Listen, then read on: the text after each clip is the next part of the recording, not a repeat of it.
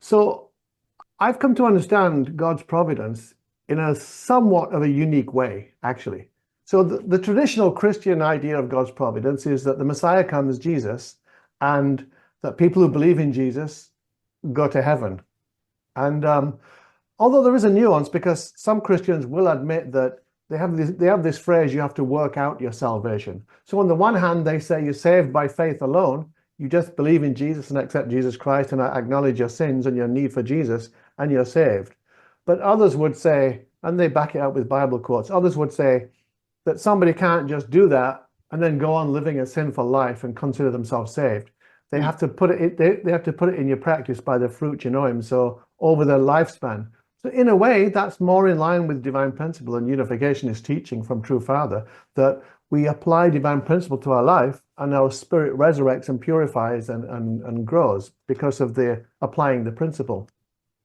And so our church with True Father, who we all believe traditionally is the Messiah and he's perfect and sinless, he's elaborated on the Christian foundation. And the belief of our church was that it's not enough just to believe in a Messiah, because Adam and Eve were placed on earth by God to create a lineage for God. And so it's necessary to have true parents, a replacement for Adam and Eve who fell. And so the Messiah needs to have a bride, and then he starts a family of his direct lineage, which is God's lineage on earth. And that lineage is competing with Satan's lineage, because all human beings are actually children of God, but because Adam and Eve fell and they solidified their fallen act by uniting with Satan. And you've heard the phrase that we engraft to Jesus, right? Or engraft to the Messiah. So Adam and Eve unengrafted from God. Adam and Eve's growth to perfection was the process of gradually engrafting to God, which would have been solidified when they become perfect. But before that was completed, they cut off from God, disbelieved God's word, and engrafted to Satan, Lucifer. And so all fallen people are born in that lineage, even though, yes, technically we're still God's children, but we're in Satan's lineage. So the Christian belief is that you just believe in Jesus and then you're saved. But even they would admit that no matter how pure they live their life, no matter how much they're saved and got destined for heaven, their children are still born in the lineage of Satan. So something's wrong there, right? You get fully saved, rescued away from Satan and grafted to Jesus, then your own offshoots of your children should be also by default engrafted to Jesus, but they're not. They're born engrafted to Satan. And so our theology in Unificationism is that the Messiah comes again, another person, and he forms true parents. And then while he's on earth, makes a relationship with us. And the blessing is when our original sin is removed. And it's not just a legalistic salvation. It's an actual, there's a mechanics of it. And so that's why I love our unificationist theology, because it doesn't focus on miracles. It doesn't even focus on legal declarations or the legal standing of the person. Like, well, you agreed with this and you stood on this side, so you legally get designated for heaven, and you rebelled against me, so you go to hell. That's more of a legalistic thing. But in unificationism, we really talk about the mechanics of it, which is no different from the mechanics of the way the physical body works. For example, if somebody abuses their body by having terrible nutrition, eating junk food all the time, drinking and smoking, they're going to get unhealthy and in pain and sick and maybe even die from it. And it's not a punishment, it's not a legal judgment, it's natural mechanical consequence of what they're behaving. And if they reverse that by eating healthy and exercising, they don't get rewarded with health, it's just a natural mechanical result. And in the spirit world and spiritual matters, it's no different. And one thing a lot of people don't take seriously is that, for example, love is a real substantial thing, but we think of it as this airy-fairy way, or we use words like spiritual, but actually love is a real thing.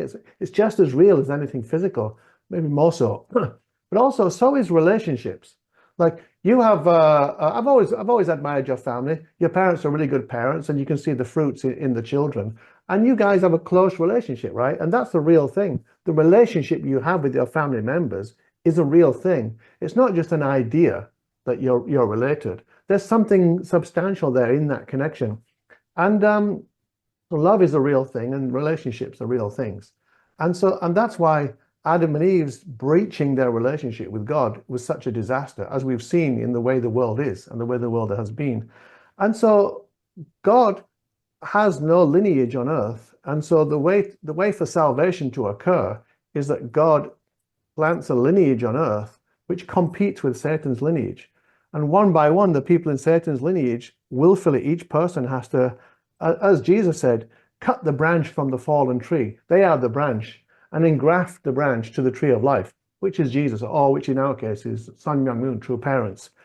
And so what I've come to understand is when we think in terms of just legality or miracles, we don't have to consider practicality. We don't have to consider the practical challenges that God has. All we do is say, well, God can just snap his fingers like Thanos and do a miracle, and everything just changes, right? But actually, we know that's not the case. And if it was the case, then God wouldn't have had to take hundreds of thousands of years, right, in his providence to change things. God has practical challenges. One of the biggest challenges God has had throughout his providence is the stubborn, fallen nature of human beings that don't do things according to the way he wants them done. Sometimes God works around that. He even accepts their way. For example, God told the Jews and the people of Israel not to have a king. He said it's an evil thing if you have a king. But after a long time of having just tribes without a king, they demanded a king. And God told them through the prophet Samuel, you're asking for an evil thing, the king will enslave you, etc.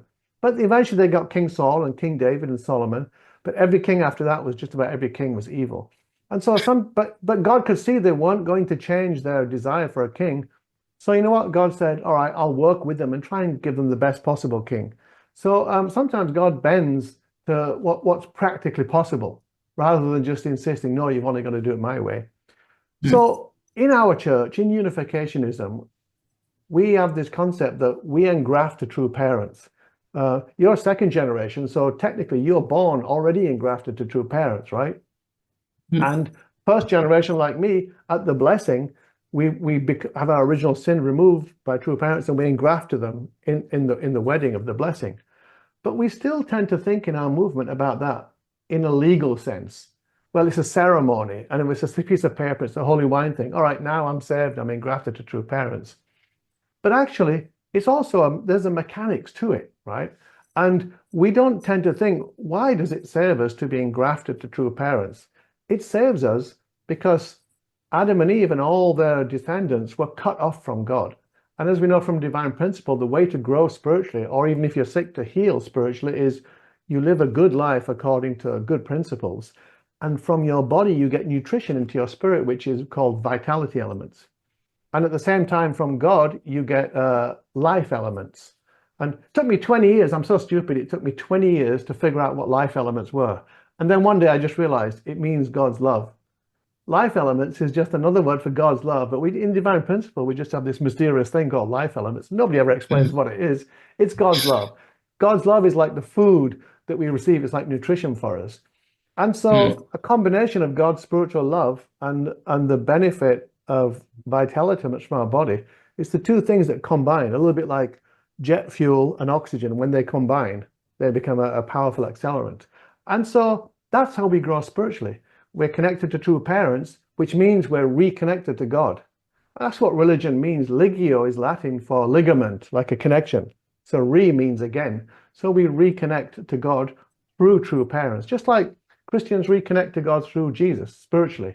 But we do it in a more substantial way because there's true parents and there's the blessing. Anyway, so and true parents were on earth for a lot of people when they were blessed. But even then, a lot of church members, they don't feel any different. They don't feel any change after the blessing. They don't feel any elevated. They don't feel closer to God. And that's because nothing actually changes the moment, the day of the blessing. It's just your opportunities of change. You're now connected to the source of God's love. And there's another thing people don't tend to consider. If you want to understand something abstract and spiritual, like the blessing and engrafting to true parents, I had a sort of an epiphany one day. I won't say revelation because that sounds too spiritual. I had just a realization. It's a good thing to go back to first principles and to look at actual trees when people actually engraft actual branches from trees to another tree. And what they do is you've got a tree that's completely diseased and sick, which means the branches on the tree are full of disease and sickness, and they're dead. And the way they want to come back to life is you cut the branch off the diseased sick tree and you engraft it to the healthy tree. So now that sick branch is part of the circulatory system of the healthy tree. But what happens to all the slime and gunk and poison and toxins that is already full of that in that branch, that are filling up that branch? They don't just evaporate and disappear.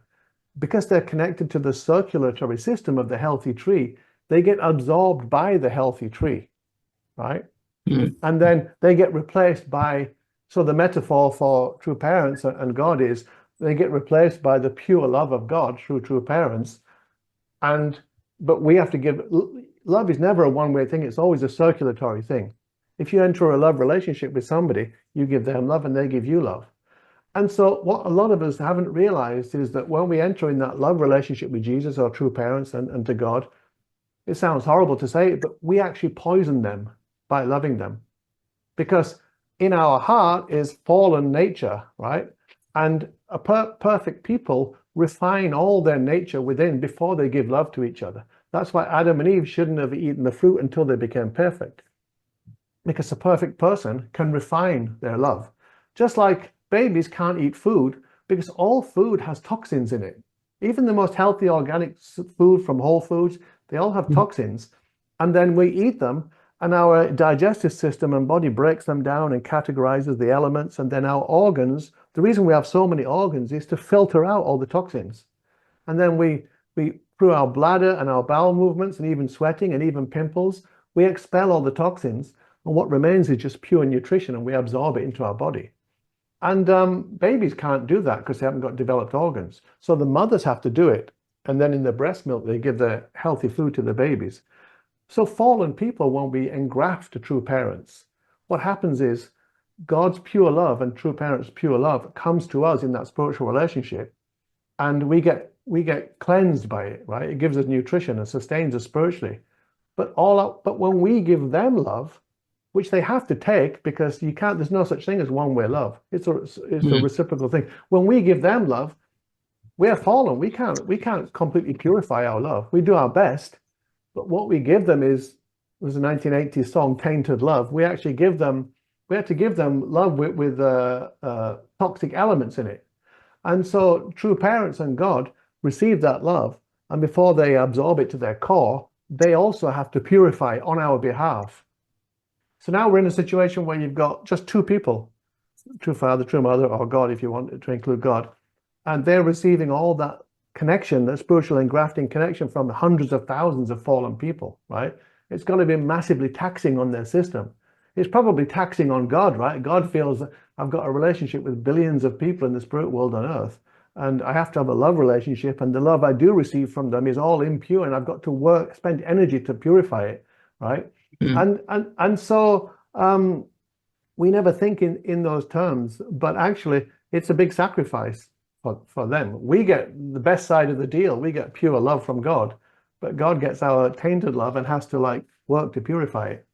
And so God has a great advantage that true parents don't have.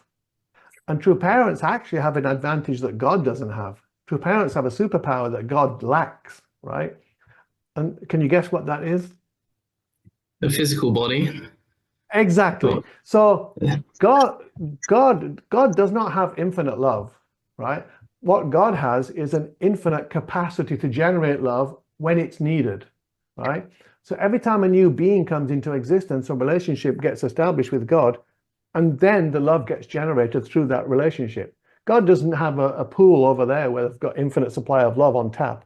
Just as the relationship occurs, God generates love, and God can do that infinitely. So God can generate an infinite amount of love, but his difficulty is he's disconnected from all fallen people, and even, even unfallen, but imperfect second gen, third gen.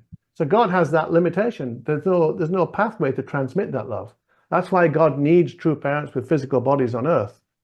But true parents, they have that advantage that they're on earth and they can be in our physical presence and make a relationship with us, which God can't do because we're in God's indirect dominion. But true parents have a bandwidth problem. So you're young. If I use that word for older people, they don't always understand, but they have a bandwidth problem, right?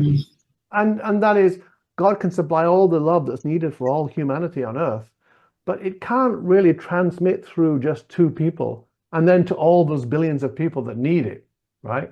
I mean, look at true parents' own family. You have to spend quality time with people to develop a proper bond, a proper connection, so that the bandwidth grows and love can flow, right? If you don't spend enough time with your family and now your wife and your friends, it's just like a muscle or just like a memory, it starts to fade. The connection starts to fade. And so true parents have had a limitation even to have to form close bonds with their own children because father was so busy with the providence. So even though God can supply all the love that's needed, true parents can't just open the fire hose and let it all flow to everybody. That's why so many people have relationships with true parents, even a sincere relationship, but they don't feel that much resurrection because God's providence to save mankind is not to bring the Messiah. It's not to bring divine principle, and it's not to bring true parents, even though they are part of it. Actually, God's providence is to create an entire lineage. And the more people there are in that lineage, the more the bandwidth grows, right? Because each person, especially the ones in the direct lineage, each people will develop a closer relationship to God, and they'll all become local, like nexus hubs. And then the love coming from God can get multiplied, like an electrical substation that amplifies electricity. And so that's why I call it the lineage of salvation, right? It's God's lineage that will save us. And after all, that was God's plan in the beginning, to create Adam and Eve and to create a lineage. And the way he's going to save human beings is to create a lineage. But in the beginning, God's lineage on earth is very precarious, very tenuous. He's just got true father. And half the time, it wasn't even clear father would survive. He's in Hungnam, was being hunted down by all sorts of different groups and tortured.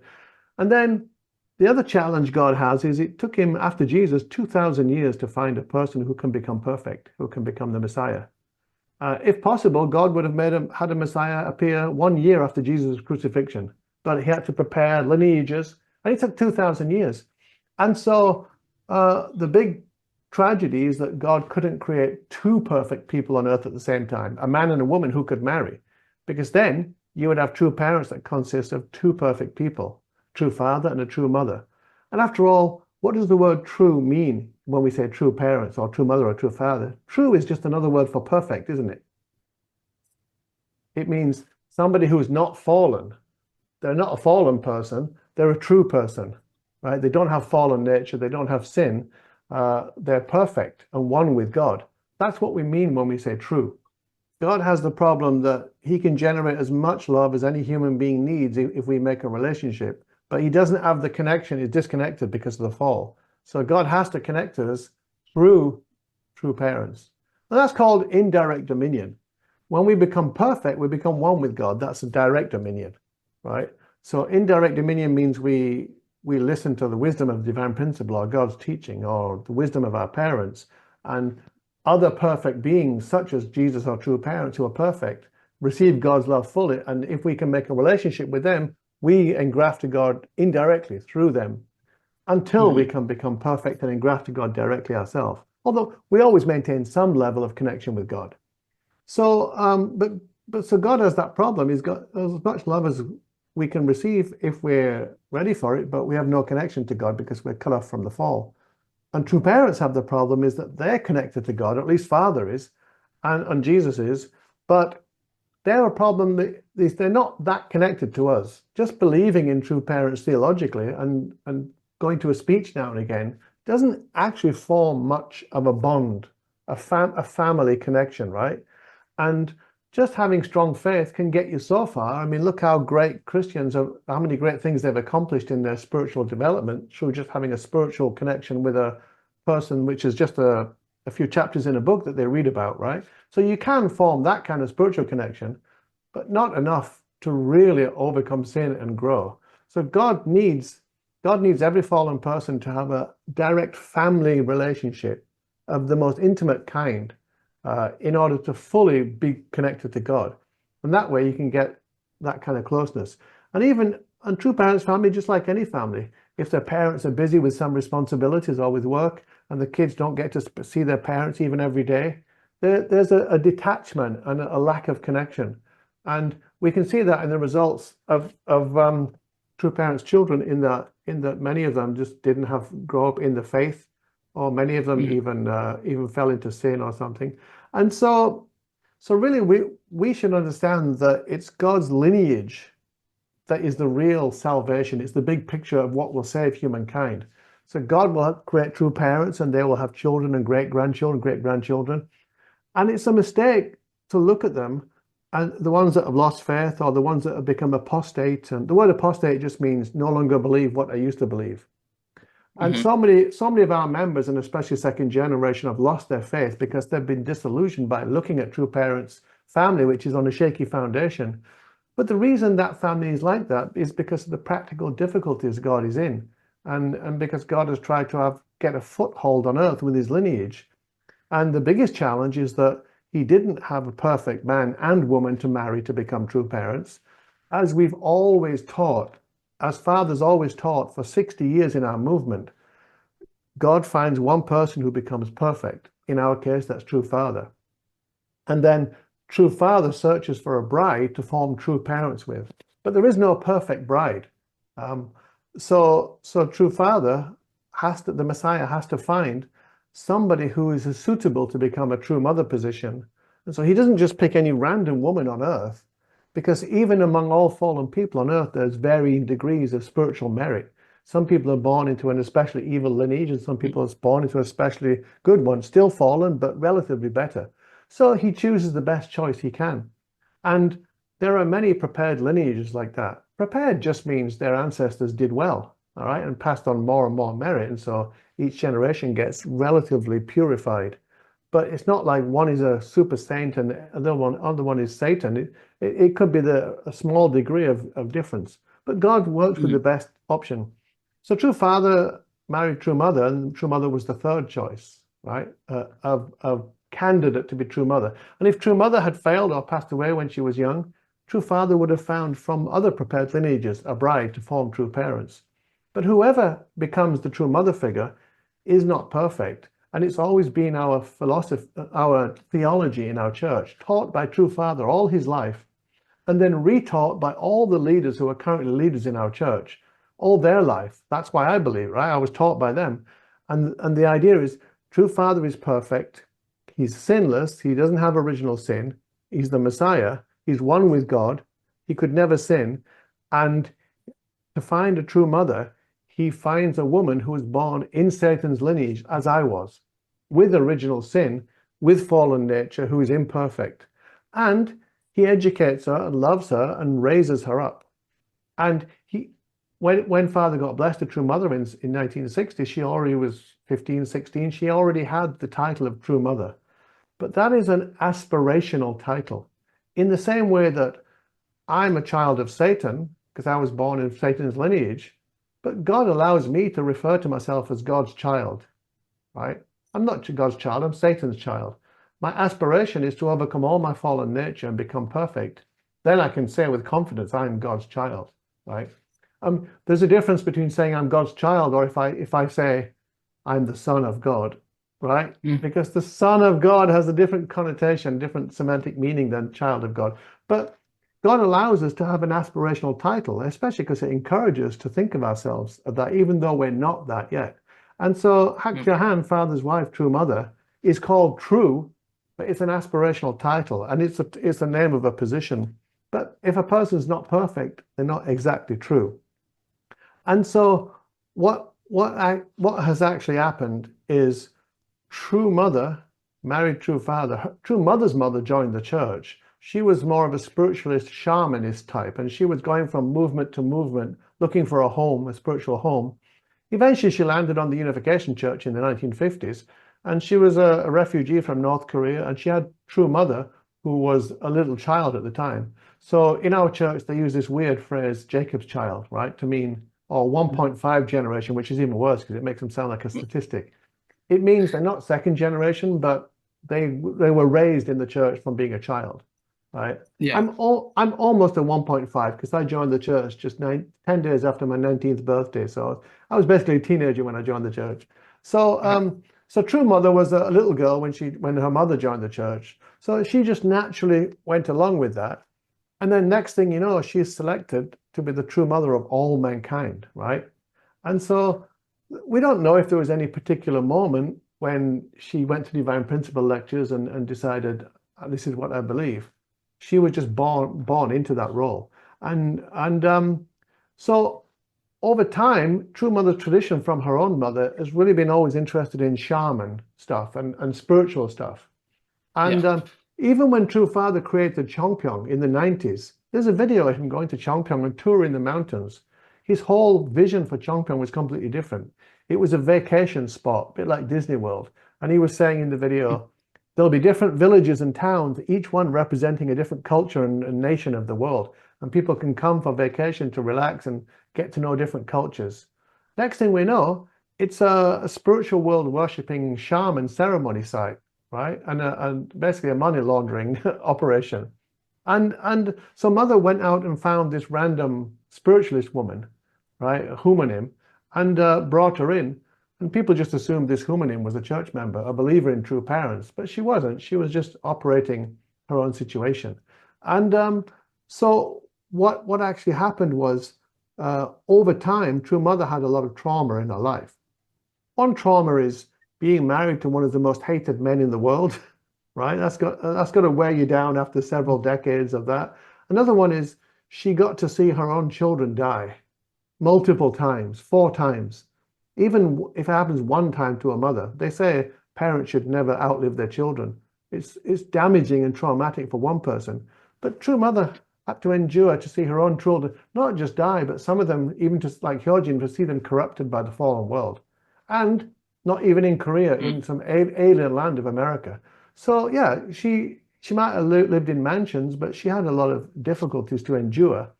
And Father also must have given her a hard time in her course of restoration. So Father's talked in the past about how God has resentment. I remember when I first heard that, I was quite shocked. Because we always think of anger or resentment as bad things, but they're natural things if you suffer something bad.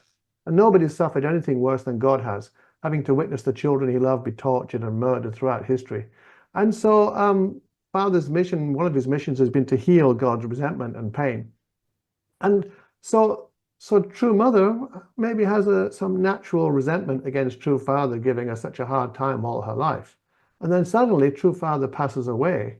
And before he passed away, he made declarations about these are the 8 main theological textbooks of our movement. You should never even change one letter for all eternity of these books. And then we start to see strange things happening. Father has not passed away a few months before they're already getting into those books and editing them and putting out new editions, right? So they're already disrespecting the Messiah's final commands. And when I was in Korea, I talked to Julian Gray about it, who's a British brother who works in that office, and he gave me some lame excuse. He said, oh, well, the reason why we changed the Cheongsonggyong and edited stuff out is because some of it's repetitive, right?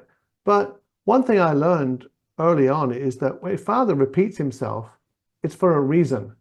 And it's not a good idea for fallen people to second guess the Messiah about why he might choose to be repetitive on a certain theme.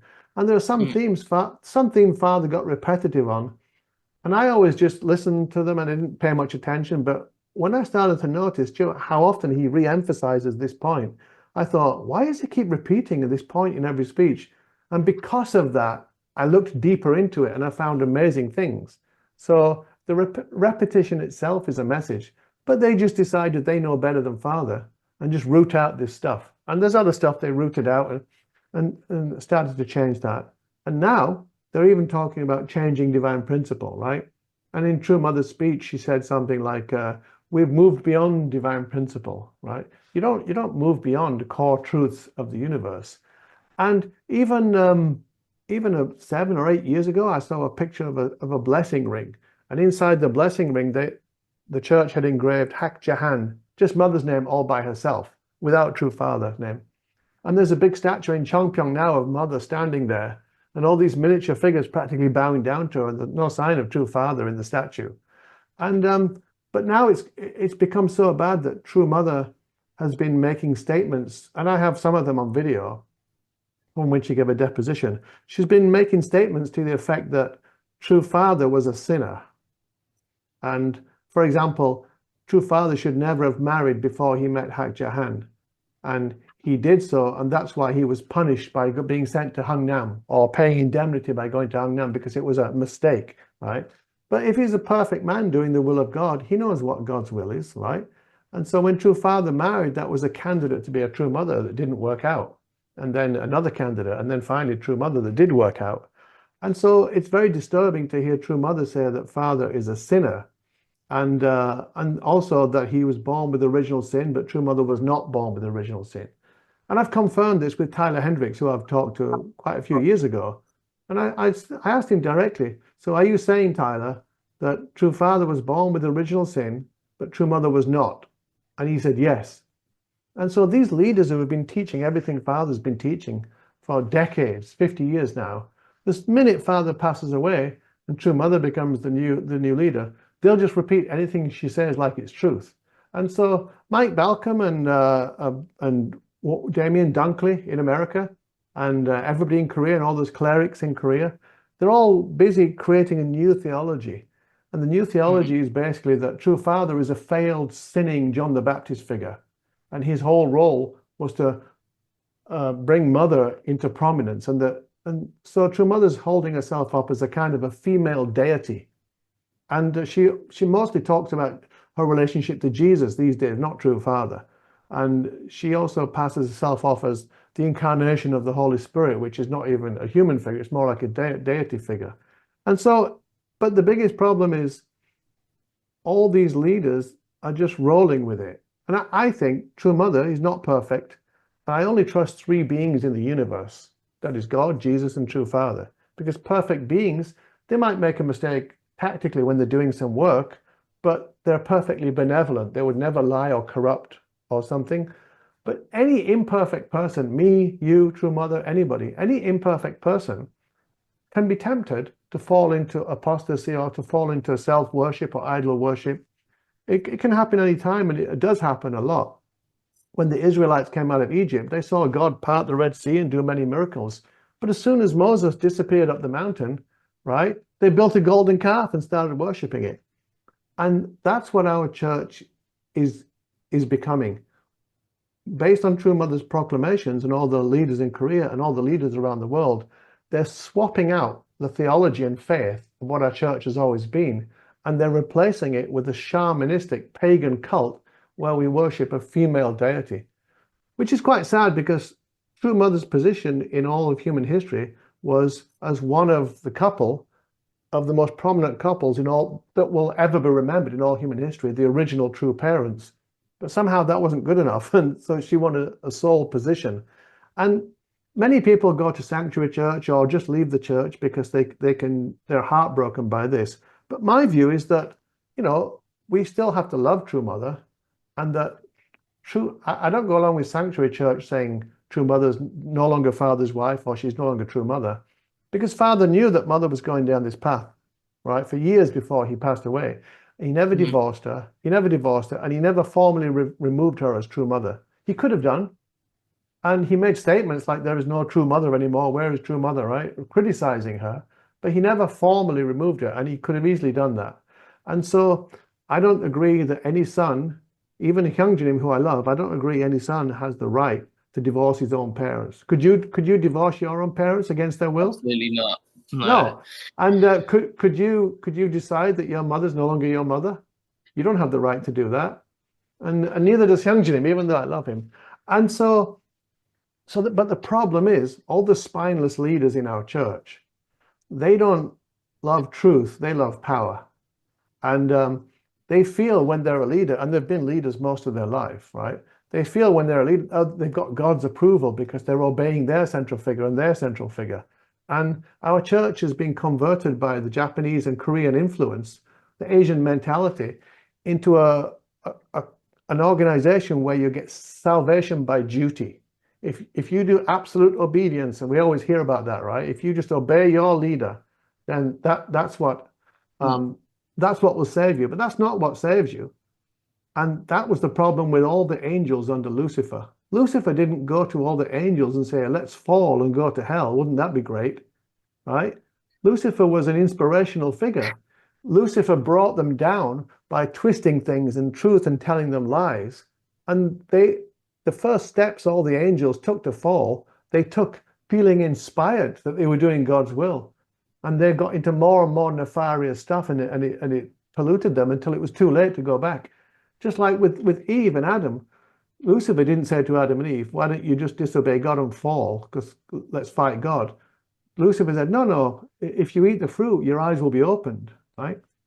And so what's happening in our movement right now is Mother is struggling, you could say stumbling. And in her old age and in her resentment and struggling, she's glorifying herself and the Han clan in the spirit world.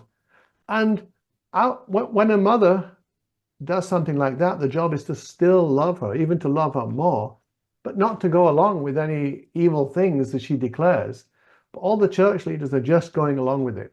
And they're orchestrating, they're just waiting for all the old first gen to die. And they're now doing workshops and trying to prepare the ground with a lot of second gen, especially the younger generation before you who don't even know divine principle. And they're just trying to convert the whole worldwide movement into a pagan movement that now just worships this female deity that's pretty much nothing to do with true parents. And but here's the thing. I don't think God's providence is correct theology. That's important. Divine principle and Father's words are important. God's providence is not theology, it's lineage, right? And so even it, and true mother's not in God's direct lineage, by the way. She's engrafted to God's direct lineage, right? So all the true children who haven't fallen, I mean, the only one I know of is Hyungjanim, are in God's direct lineage. And as long as they keep their purity, and he teaches his own children to love true Father and God and keep their purity. So God's direct lineage is his direct lineage, right? That's the core. The next layer, so if you think of it like a tree with many layers, right? God's lineage, a root on earth, is like a tree with layers. So the core heart of the layer is God's true Father's direct descendants, unfallen descendants. The next layer is all the second gen who are married to the direct descendants, second and third gen who marry them. Then the next layer is all the second and third and fourth gen around them. And then the outer layer, like the crusty bark, is us first generation, right? And if we see that tree is faltering and struggling and get Lyme disease and all sorts of struggles, our job is not to say, well, that's just as bad as the fallen world tree, I'm going to reject it. Our job is to try to care for it, right? So we are both branches of the tree and we are gardeners at the same time. So just because just because you love somebody doesn't mean you have to agree with everything they say. And just because you disagree with somebody, it doesn't mean you no longer love them. So if true mother says something which is completely against what true father's been teaching all his life, we have to make a decision. Is true father right or is true mother right? And the big problem is there have been many declarations about true mother being perfect. But we know what perfect means in chapter 1 of Divine Principle, right? We know what the difference is between a perfect person and somebody who's not yet perfect. And true mother's not perfect. She was born with fallen nature and she probably still has some fallen nature, right? So she's susceptible to making mistakes. But Father has made declarations regarding the word perfection, but it's more about she's perfected her role at the time. And it didn't help that Hyungjanim, when he was first being supported, Sanctuary Hyungjanim, when he was first being supported by True Mother in Korea, he made declarations, oh, True Mother's perfect now, and True Mother no longer needs to bow down to True Father. And if anyone rejects True Mother or True Father, even if I do it, they should ignore it.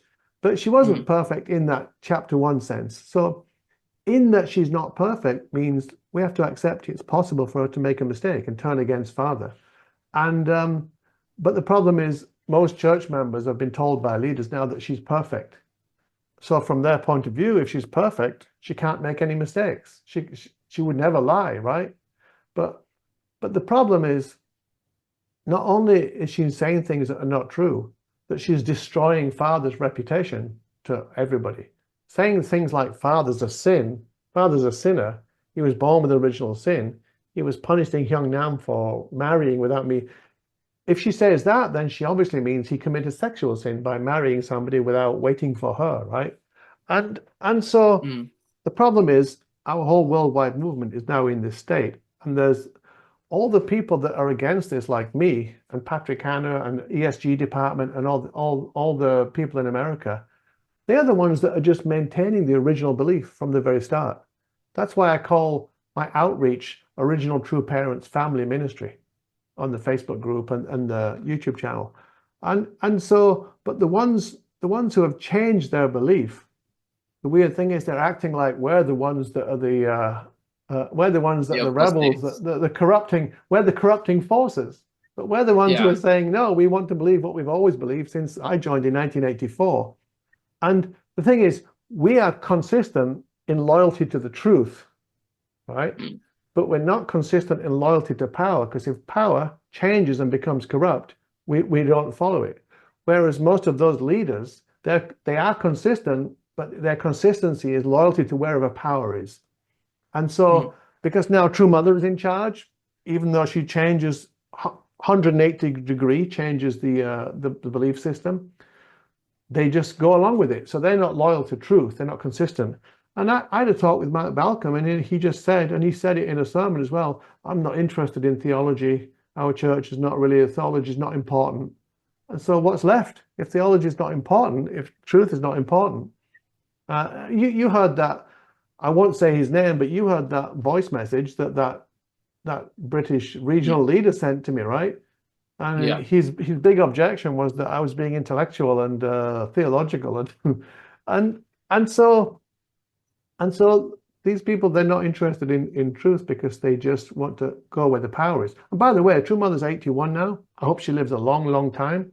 But eventually, when she passes away and goes to the spirit world, they will choose somebody else, like one of the true children, to be the new leader. What do you think will happen if that new true child then makes a new declaration, says, oh, there's a new truth.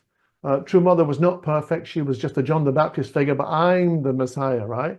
All the leaders will just fall in line, cancel whatever True Mother said, and just start pushing that line as well.